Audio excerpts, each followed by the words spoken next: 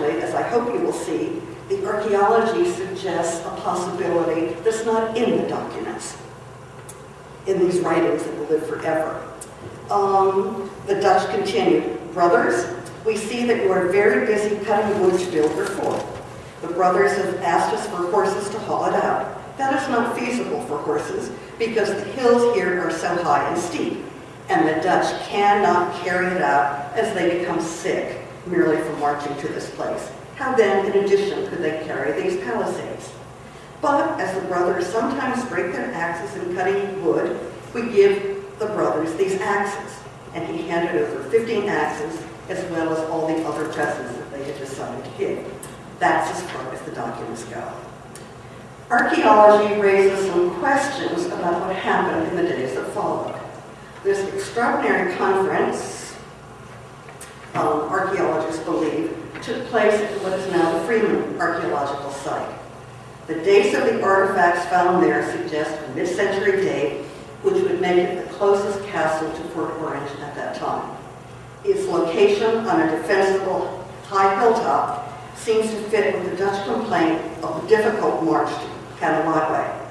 Some sporadic collecting had been done at the site over the years, at Freeman over the years, but in the mid-1960s, a ranch house was about to be built on top of it. And so a local physician and avocational archaeologist, Kingston Warner, helped by a friend, rescued whatever they could before the bulldozers came. Among the artifacts salvaged from the site were both native-made goods as well as mid-century European trade goods. These included iron axes and knives, maybe those presented by the Dutch at that conference or others, as well as mouth hearts, stamped with an R, just like those found in Massapequa, funnel-shaped smoking clay pipes that were made in Amsterdam just for the fur trade, Indian trade, gun parts, and a whole lot more. Not surprisingly, similar trade goods were found in archaeological investigations in the homes of Volker Dow and Van Curler, both successful Dutch traders who were themselves at the conference. If you remember, at the conference, the Dutch mentioned the Mohawk were busy building their new fort, Cantwell, today's Freeman site. This means they were probably in the midst of moving from their previous eastern castle, if you look at the map, the Prentup site, which has slightly earlier artifacts.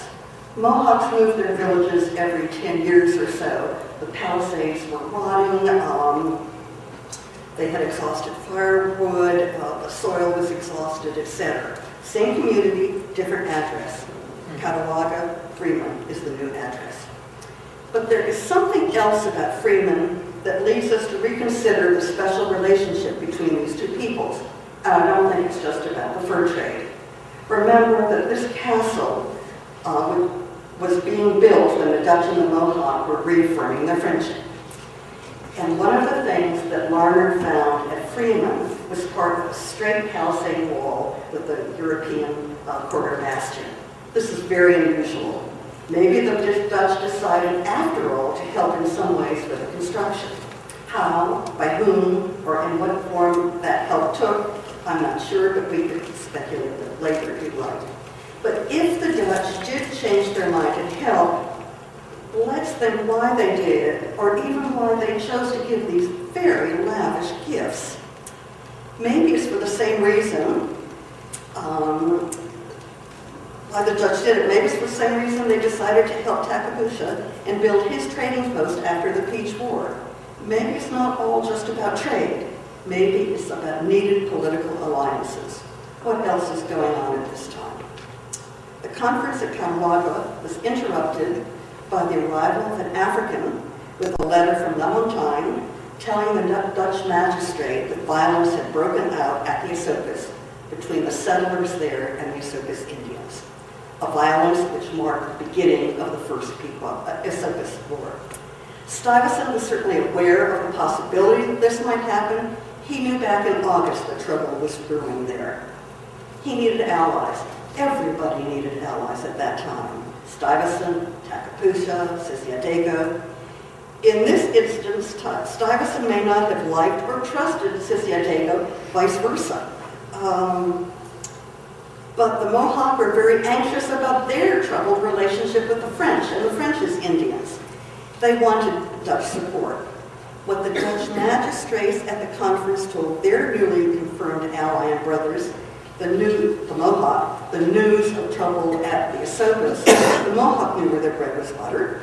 They immediately swore that they would side with the Dutch and tell the Esopus or any group that attacked the Dutch that they would, quote, kick them with the foot and say to them, you beasts, you hogs, go away from here. We want nothing to do with you. In fact, soon after this conference, the Mohawks sent a message in wampum, which they got from the Dutch, to the Esopus Indians and told them to do no harm to the Dutch.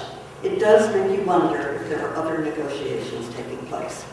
The war began anyway, and Stuyvesant had trouble getting Europeans to volunteer to fight. No European in this area wanted to fight. But Tacapusha, his ally, sent a few dozen men to help out.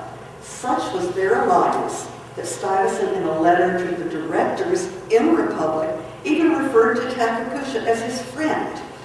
And when that peace treaty was signed, it specified that in the event that any hostile act was committed against Tacapusha and the Massapequa Indians, Stuyvesant would consider his duty to assist them. Exactly what Tacapusha, I think, this is my interpretation, wanted.